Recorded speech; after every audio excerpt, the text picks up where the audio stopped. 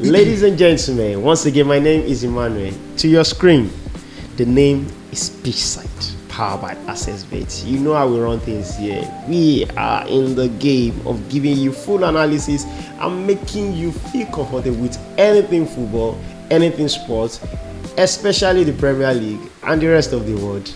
And I'm here with a special person, a special guest, and the name is... My name is Sam. It's glad to be here. That's not your full name. Anyway, Samson is a Barca fan, and as you all know, they are humble to some extent. They've been humbled by Chelsea. And today, stay tuned. We have a very important discussion to have. Pitchside by Access Bet.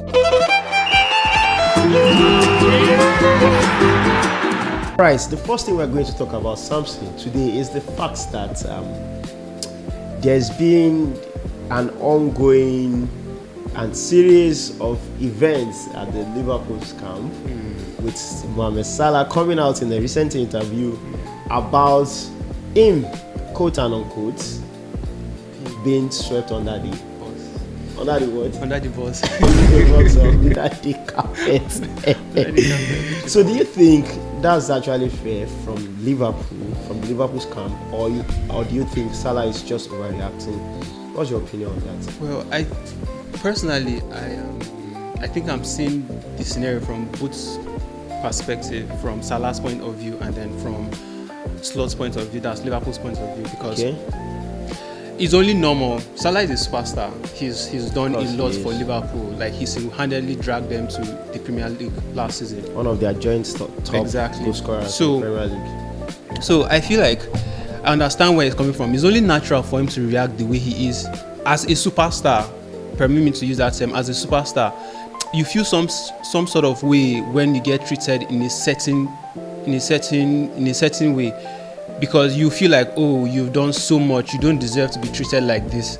Yes, he's being paid for the job he's doing. He's only doing what he loves and he's getting paid for it. But you can't really blame him if his emotions get hurt the way the club has treated him.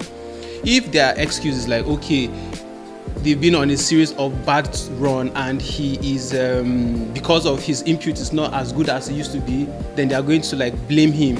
There are other people in the team that are playing as poorly as he is. The likes of what's his name, Gakpo is not doing so great. Konate is not doing so great. Virgil van Dijk is not doing so great. So there are a lot of people that they are. Look at Chiesa, for instance. Every time they bring on Chiesa into the match, there's always an thank you. But he's constantly left on the bench, week in, week out. So why not start him and then find a way to, let Salah still. There's always something about a superstar. No matter how terrible the game, he always provides an assist or at least creates a chance or creates a couple of chances. Salah has not been doing that. He's not been. I don't know. He's not been doing that, but so are they going to keep him on the bench for how long? Are they going to keep him on the bench for? Okay, so some saying, I'm trying to get your opinion. I'm sure most of the Liverpool fans out there will agree with me. Are you saying a player is bigger than? Because I feel Salah has been humble in recent times, especially during interviews and all of those things. But I feel this one he overreacted, and I feel he's being proud. I feel he's been selfish in this case. You can't be bigger than the team. We remember how it happened with Cristiano Ronaldo and Manchester United. But this is a bit different in the sense that the whole team is in shambles. Okay, so there's a tactical advancement, there's a tactical change from the coach. Well, I don't think I'm going somewhere. I don't think he has any rights to say it's just a match. It was benched for just a match.